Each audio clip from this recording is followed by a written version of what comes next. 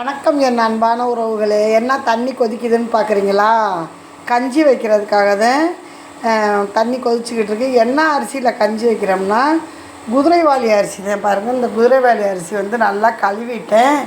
பார்த்தா கசகசா மாதிரியே இருக்கும், சின்னதாக கசகசா மாதிரியே இருக்கும். இப்போ அதை தான் நம்ம வந்து போட்டு கஞ்சி வைக்க போகிறோம்.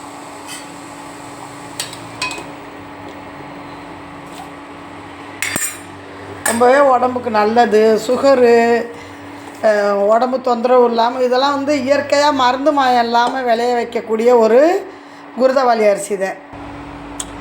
இப்போ இந்த கஞ்சி, குருதவாலி அரிசி கஞ்சிக்கு தேவையான அளவு உப்பு போட்டுக்கிறோம். நல்லா பூத்து வேகட்டும். இப்போ பாருங்கள், நல்லா கொதித்து வெந்துக்கிட்டு இருக்குது. இதில் ஒரு இப்படி கொதித்து வேகும்போது அந்த குதிரைவாலி அரிசியினுடைய அந்த வாசம் பார்த்திங்களா? அரிசியை பார்த்திங்களா?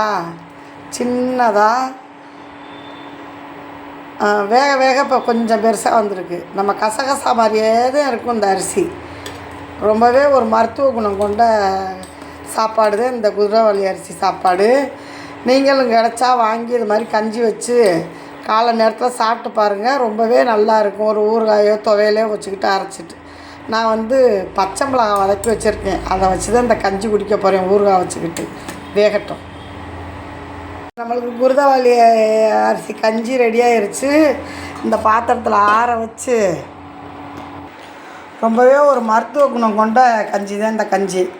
நீங்களும் செஞ்சு சாப்பிடுங்க. இப்போ நான் வந்து இதுக்கு என்ன தொட்டுக்க வச்சுருக்கேன்னா, பச்சை மிளகாய் வதக்கி வச்சுருக்கேன், சின்ன வெங்காயம் வச்சுருக்கேன். ஊறுகாய் இருந்தாலும் வச்சுக்கலாம், நீங்கள் துவையல் எது வேணாலும் தொட்டுக்கிற வச்சு நீங்கள் சாப்பிட்டுக்கலாம்.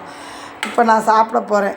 ஓகே ஃப்ரெண்ட்ஸ், இந்த வீடியோ பிடிச்சிருந்தா லைக் பண்ணி ஷேர் பண்ணி நம்ம சேனலுக்கு தொடர்ந்து உங்கள் சப்போர்ட் கொடுங்க. பாய்.